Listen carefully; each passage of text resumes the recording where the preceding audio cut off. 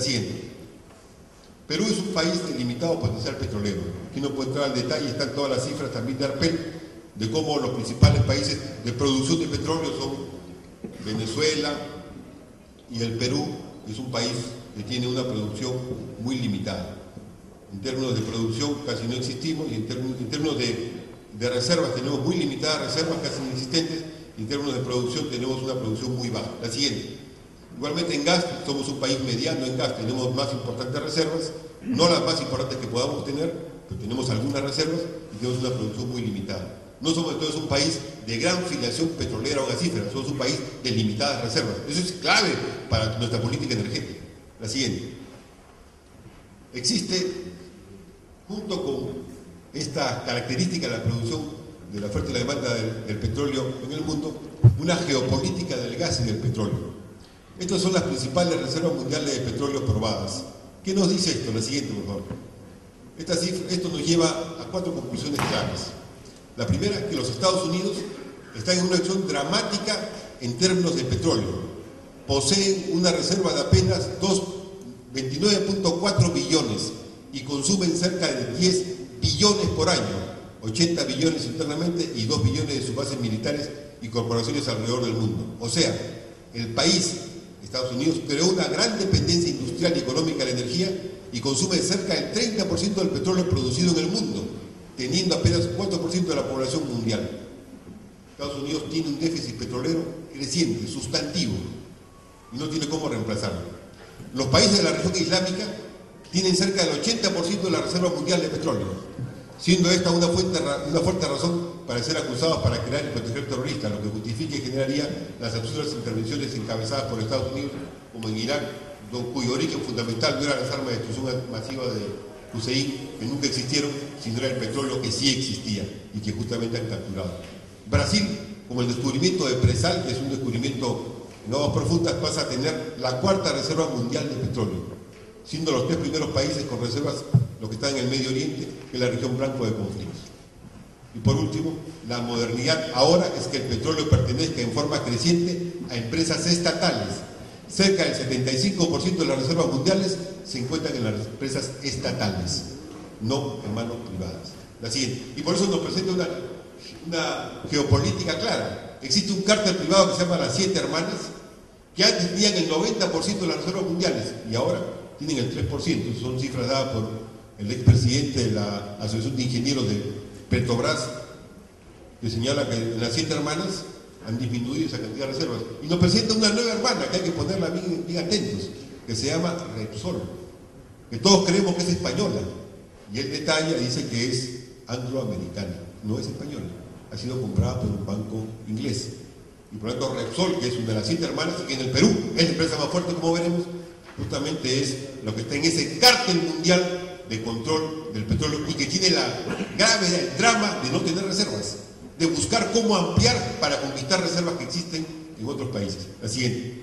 Frente a este cártel privado, lo que hay es ahora las 8 hermanas estatales, que controlan del 65 al 85% de las reservas mundiales. ¿Cuáles son las otras 8 hermanas estatales? Dice Leite.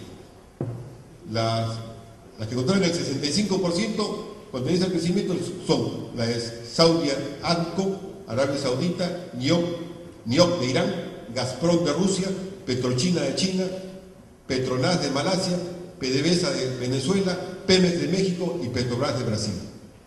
Y dice, si incluimos a INOC de Irak, 11%, y a la empresa de los Emiratos Árabes Unidos, ADNOC, que controla cerca del 9%, las reservas mundiales controladas por las empresas estatales son 85%. Entonces estamos frente a un cártel privado que ha perdido reservas y a un crecimiento de las empresas estatales que ante la crisis mundial los estados nacionales han dicho, esta es nuestra reserva estratégica, no podemos dilapidar. La siguiente. En la matriz energética en América Latina podemos ver cómo en la relación de reservas con producción tenemos petróleo para 42 años, gas para 34 años y carbón supuestamente para 500 años. Aquí lo importante como cifra para esta exposición es petróleo y gas. Todos los países ponen un horizonte de relación entre reservas y producción, todos los países. Algunos, nomás como el nuestro, quieren hacer cuotas basadas en la exportación. La siguiente. si miramos la matriz energética, es la demanda de petróleo y derivados y de gas natural, se mantiene en el orden del 70%. O sea que las principales fuentes del sector energético de la región en los próximos años sigue siendo petróleo y gas. La siguiente. En el Perú hemos tenido un fallido cambio de la matriz energética nacional. Un fallido cambio. Hemos pasado de 2003, la principal fuente de energía en el Perú eran los hidrocarburos, el 81%. Y en el 2007, después de que ya empezó a producir Camisea, en vez de disminuir el peso de los hidrocarburos, ha subido al 88%. Hay cifras que uno puede verlas con facilidad, en las cuales nuestras reservas de gas y de petróleo, sumadas en el año 2000, eran 81%. Y las reservas de energía hídrica eran aproximadamente 18%. En el 2007 sube la reserva, el uso del sector de hidrocarburos al 88% y bajan las reservas de energía producida en base a generación hidráulica. Aquí hay un tema que es el tema clave de nuestra matriz energética. La siguiente.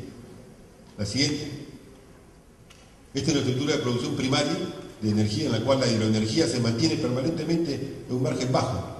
La siguiente. Ese margen bajo lo podemos ver en lo que está proyectado por el mismo Ministerio de Energía y Minas. Esto es antes de Camisea 2003. Estas son cifras que el Ministerio de Energía y Minas las ha hecho sin considerar otros elementos, por eso los porcentajes son un poco diferentes. Pero el criterio es el mismo en general, del peso de la hidrocarburos.